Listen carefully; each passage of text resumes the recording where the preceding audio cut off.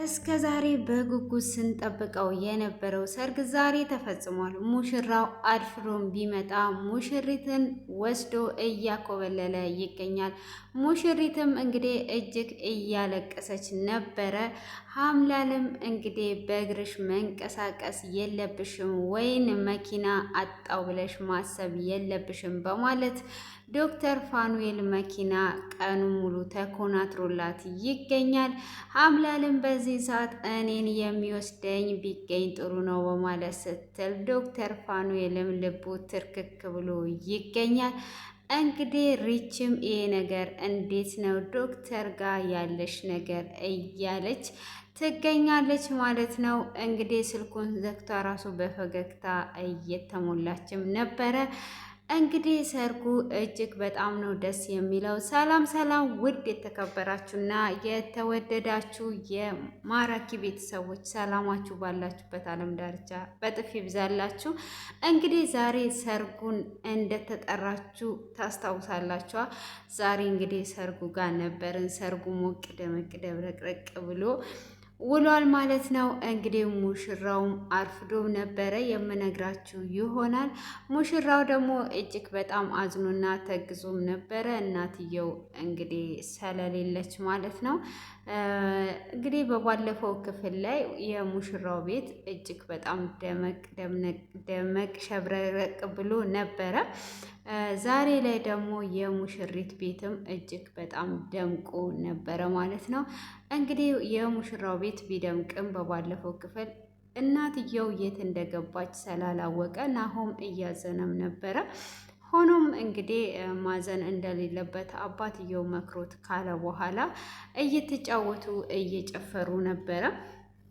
ሆኖም እንግዲህ ኑሃሚ ጩናን እየተኳኳለች ነው፣ እየኳለቻት ነበረ። እንግዲህ እናናየም እንደምታምር እየነገረቻት እንዴት እዚህ አልተደገሰም ስትል እንግዲህ ወይዘሮ ገነት እኔ ሞቅ ደመቅ አደርገዋለሁ ምንም አታስቢ ብላ ሊጨፍሩ ነበረ። ሆኖም እንግዲህ እጅግ በጣም እየጨፈሩ እየተደሰቱ ነበረ ዛሬ ላይ ማለት ነው። እንግዲህ ሙሽራዋንም ሙዚዎቹ አውበዋት አልብሰዋት ሙሽራውን እየጠበቁ እናናይም እንግዲህ ለአቶ ተሰማ ሙሽራው አርፍዶ መምጣት የለበትም፣ ወጉን ጠብቆ ነው መምጣት ያለበት እያለች እያስጠነቀቀችው ነበረ። ካረፈደ እችን የመሰለች የአይኔ ብሌን የኮኮቤን የኔን ቆንጆ ልጅ አልሰጠውም፣ ስለዚህ ማርፈድ የለበትም እያለች የኔ ፀሐይ የኔ ብርሃን እና በደንብ አስጠንቅቀን ንገረው እያለች ነበረ። በፍጹም አያረፍድም፣ እችን የመሰለች ልጅማ ሰጥቼው ቶሎ ብሎ ነው ሀፈፍ የሚያደርገው እያለ እንግዲህ አቶ ተሰማም እየሳቀ እየተጫወተ እንግዲህ ሙዚዎቹም ሙሽሪትን በደንብ አስበው አሳምረዋት ይገኛሉ ማለት ነው። እንግዲህ ጩናም እጅግ በጣም አምሮባታል። እንግዲህ እንደዛው አምሮባቸው እየተጫወቱ እየጨፈሩ እያለ እንግዲህ እናናይም ወደ ውስጥ ትገባለች። ወደ ውስጥም ትገባና እንግዲህ ሙዚቃውን ዝጉት፣ እኔ በራሴ ነው ልለው የምፈልገው ትላለች። እንግዲህ በራሷ ትልላቸዋለች ማለት ነው። እንግዲህ በራሷ ካለችላቸውም በኋላ አቶ ተሰማ መጥቶ በመሀል ላይ ዘብርቅርቅና ዘብረቅረቅ ያደርጋል። እንግዲህ ያው እሱም እየጨፈረ ነበረ ማለት ነው።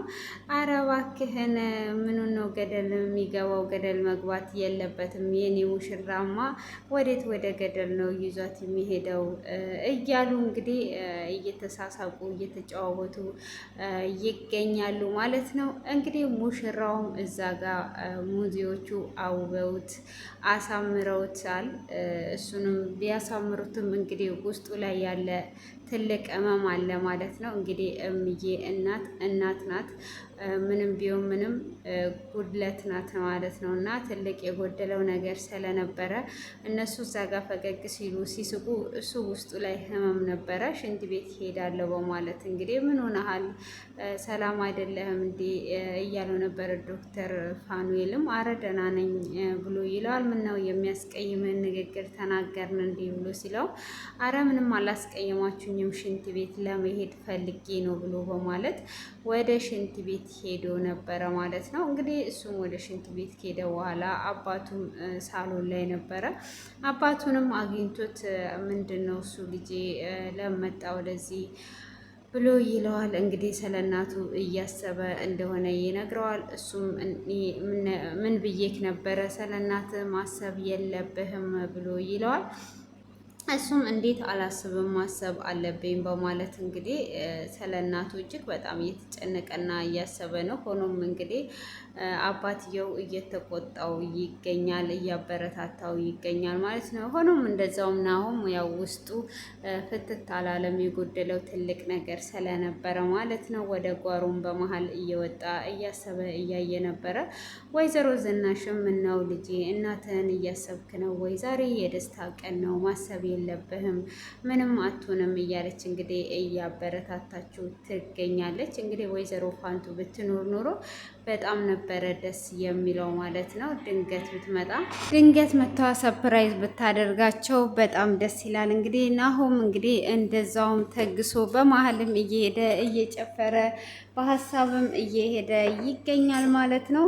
ሆኖም እንግዲህ አቶ ፋኑኤል ዶክተር ፋኑኤል እንግዲህ ለሀምላ ሊደውልላታል። እንግዲህ ሙዜ በሱ ቦታ ላይ የተመደበለት ሰው የለም። እንዴት ነው ያልመደቡለት? እና በሱ ቦታ ላይ የመደቡለት ሰው ስለሌለ ይደውልላትና እንግዲህ እንዴት ነሽ? ለምንድን ነው ሰርጉን ያልመጣሹ? ግን እኔ ምልሽ ከሙዜ ወገን ነሽ ወይስ ከሙሽሪት ወገን ነሽ ብሎ ይላታል። ከየትኛው ወገን ብሆን ይመችሃል? በማለትም እንግዲህ ትጠይቀዋለች። ከሙሽራው ወገን ብትሆኚ ይመቸኛል ብሎ ይላታል። እሷም እንደዛ በሚላት ሰዓት ለምንድን ነው ብሎ ሲልም ከጎኔ እንድትቀመጪ ስለፈለኩኝ ነው ብሎ ሲላትም እንዴ ምንድን ነው ብላ ስትለው ለእኔ ሙዜ አልተመደበልኝም በማለት እንግዲህ ይነግራታል ማለት ነው። እሷም እንግዲህ እሺ በማለት ተስማማለች። ሆኖም የምልሽ ነገር መኪና ልኬልሻለሁ ብሎ ይላታል። አረ ከሪቾ ጋር እኮ በታክሲ ልንመጣ ነው ብላ ትለዋለች።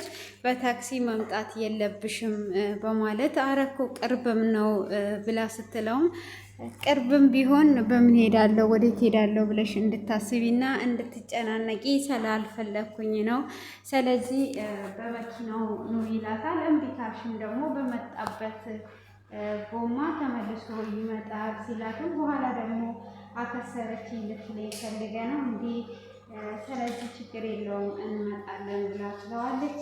እሱ እንመጣለን ካለችው በኋላ በአሁኑ ሙሽራዋን ልንወስዳት እየሄድን ነው፣ ሰዓት ደርሷል በማለት ይናገራታል። እሷም እንግዲህ እንደዛ በሚላት ሰዓት አይ አሁን እኔንም የሚወስደኝ ሰው ቢገኝ ጥሩ ነው ብላ ስትል ከዛም በኋላ ሪጫ ስትላት ጊዜ እሱም ሲላት ምናሽ ብሎ ሲጠይቃት አይ ምንም አላልኩም በቃቸው ብላ ትለዋለች። እሱም እንዴ አሁን የሚወስደኝ ሰው ነው ያለችው ብሎ እንግዲህ ልቡ ትርትር እያለ ግንባሩና ፊቱ ፈገግ እያለ ይገኛል ማለት ነው። እና እንግዲህ እነሱም በዛ ተስማምተዋል። ያው እንግዲህ ሀምላልና ዶክተር ፍቅር እያጫወታቸው ነው ማለት ነው። እንግዲህ ያው መኪናውም እንደዚህ ተደርድሮ ነበረ እና ሆኖም እንግዲህ ሙሽሪት ለሙሽራው ደውላ ውሰደኝ ይባላል እንዴ ይባላል ውሰደኝ ሰዓት እንዳታረፍድ እየጓጓው እየጠበቅኩክ ነው ብላ ለሙሽራው ትደውልለታለች። ጉድ ልንገራችሁ። ከዛም በኋላ ሙሽራውም የኔ ፀሐይ የፀሐይ ብርሃን የኔ ኮከብ የኔ ማርማራታ፣ ይቺ ማርማራታ ደግሞ የሚጨመርኩት ያው ይሄ ስታይላቸው ስለሆነ ማለት ነው።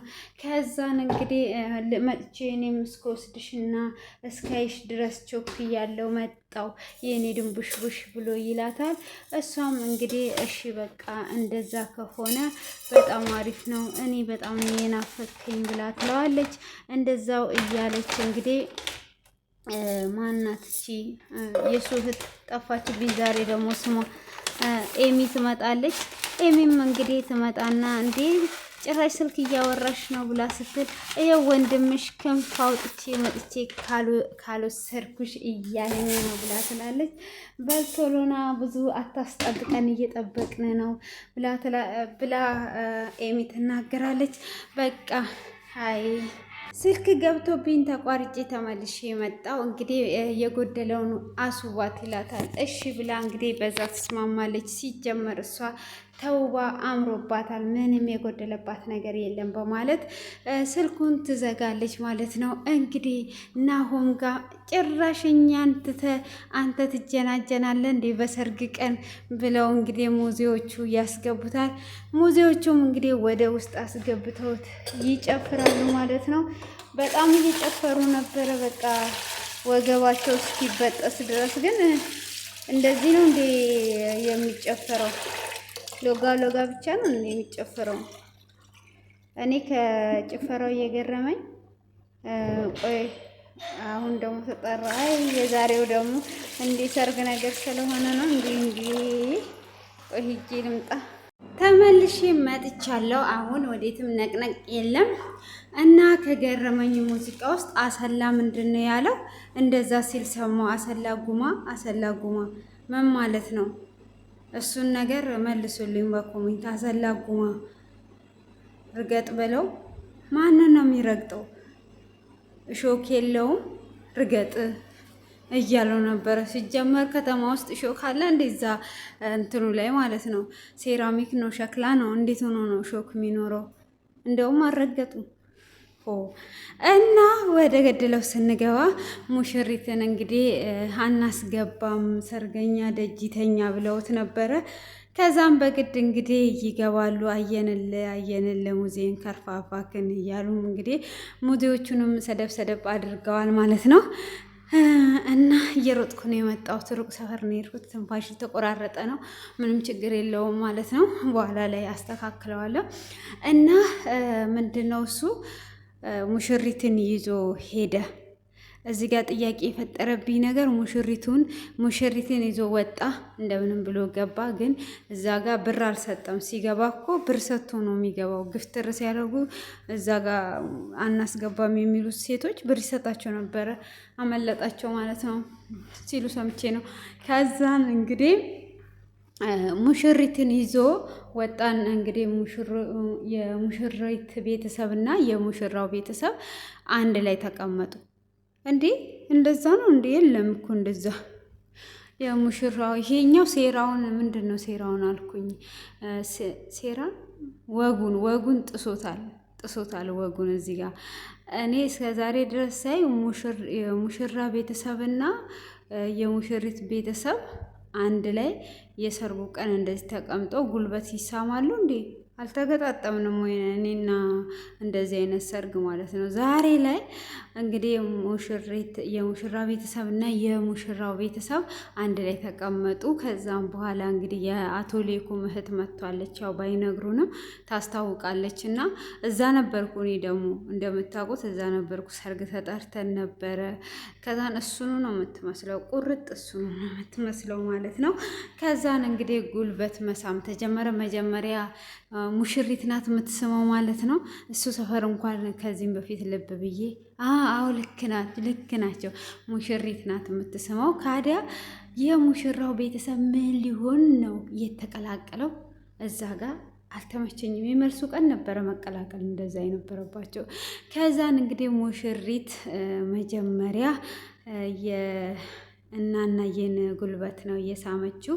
እንግዲህ እናናየን ጉልበት ሳመች። ከዛ አለቀሰች። እንዴ እዚህ ጋር ለምን አለቀሰች? አብረው አልነበሩ እንዴ? አንድ ቤት አልነበሩ እንዴ? ሲጀመር ሰርግ እንደግስ ብለው ነው እንጂ እኮ አንድ ላይ ነበሩ ሰሞኑን። የዛን ቀን የሚያስለቅሰው መጋኛ ነው ወይስ ምንድን ነው? ወይስ አዲስ ምዕራፍ ጀምር ያለው በቃ እኔም ወይስ በውስጧ እኔስ እንደናተ ልሆን ይችላለሁ ወይ እንደዚህ እስካረጅ ድረስ ከናሆም ጋር መሆን ይችላለሁ ወይ እያለች ነው የምታለቅሰው? ወይስ ለምንድን ነው የምታለቅሰው? ብዙ ጊዜ ሙሽሮች ሳያቸው ያለቅሳሉ። እኔ ግን ሳገባ አላለቅስም፣ ወስኛለሁ። እንዴ ለምንድን ነው የሚለቀሰው? ለቅሶ ጊዜ ነው እንጂ የሚለቀሰው። ደስም በእርግጥ ያስለቅሳል። ግን በተለይ ደግሞ ምሳሌ አሁን ገጠር ገጠር አሁን ግን ተሻሽሏል።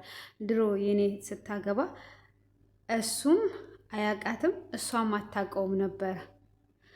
እንትን ወረቀት መጣ። ከዛን ይሄ ምንድነው ዘራዘር ምናምን የሚባል ነገር የሚጠራ ነገር አለ መሰለኝ። አጠራሩ ከዛ ሄዱ ምናምን ምን አለው ምን የለውም ምናምን ከዛን አለው ምናምን ተባባሉ መሰለኝ። ከዛም በኋላ ተስማሙ። ቀለበት በሽማግሌ ታሰረ ማለት ነው። እሱ ከመጣ ዶሮ ወጥ ይሰራል ምናምን ተብሎ እሱ መምጣት የለበትም ተብሎ ሽማግሌዎች ይዘው መጥተው አሰሩት ማለት ነው። ከዛን ሰርጉ ደረሰና ሰርጉ ሲደገስ እንግዲህ የሚወስዳትን ሴት አያቅም፣ እሷም ደግሞ የምታገባውን አታቅም ማለት ነው። ከዛን እኔ ልብስ ለሰማንያ የመጣውን ይዤ ሄጄ ገበያ ቀይር ብዬ ማን ነው ይሄ ብዬ ስጠይቅ ሙዜ ነው ብለው ነበረ እኔንም ልሸውድ። ከዛን እኔ ደግሞ እንትን ነኝ የሆነ ለብለብ ብላለሁ። እሱም ቤት ተቀምጦ ምናምን ብዬ ሁለቱንም እዛው ስድብ አድርጊያቸው። ከዛ እኔ ልብሱን እንደሚመቸኝ ለካሁትና ጫማውንም እንደሚመቸኝ ለክቼ ወሰርኩባትና ጨረስኩት ለብሼ። እሷ ደግሞ በቤተሰብ ነበረ እያገባች ያለች፣ አላገባም አልለብስም እያለች ነበረ። እኔ ልብሱን ወስጄ ለብሼ ጨረስኩ ማለት ነው። እሷ አገባች እና እንደዛ እሷ አልቅሷለች። እሷ ማልቀሷ ትክክል ነው። አታውቀውም፣ አያውቃትም። አብረው አልጨፈሩም፣ አብረው ምን አላሉ። እሱም እንደዛ እሱም ማልቀስ ነበረበት እና የኑሃሚ ግን አብሮ ነው እየበሉ አብሮ የጠጡ ሹ ማልቀስ ሹ እና እናዬ ደግሞ እናትሽን አስታውሹ። ብዙ ወሬዎች አሉ፣ ግን እኔ ጥያቄ ብቻ ነው ዛሬ የምጠይቀው። እና ለምንድን ነው ያለቀሰችው? ወይስ ወጉ እንዳይቀር ብላ ነው? በዛ ላይ ደግሞ እነኚህ ተዋና አልኩኝ እንዴ ተዋናዎች በጣም ጎበዝ ናቸው፣ እዚህ ጋር እየተወኑ ያሉት ማለት ነው። ቀጥታ እውነተኛ ነው ያስመሰሉት። ናሆም አሁን እዛ ጋር የሆነ ቦታ ላይም ልታገባ ነው። ባለፈው ናሆም ማን ነበር? ሉሃናን ሊያገባ ነበር። ምን ሊያገባ ነበር? አግብተው አስረግዞ እንደውም እኔ ራሱ ፖስቼዋለሁ ያስረገዘው ማለት ነው። እና አሁን እዚህ ጋር ደግሞ ኑሃሚንን እያገባ ነው። ትክክለኛ ሚስቱ ግን አለች።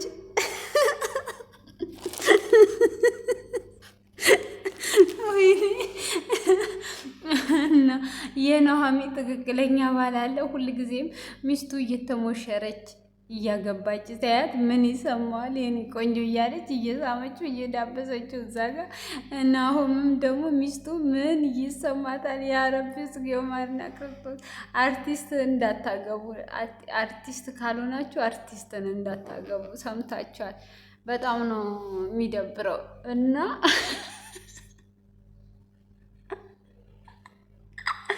ውዩ ጋሻ ነው ወዴት ነው?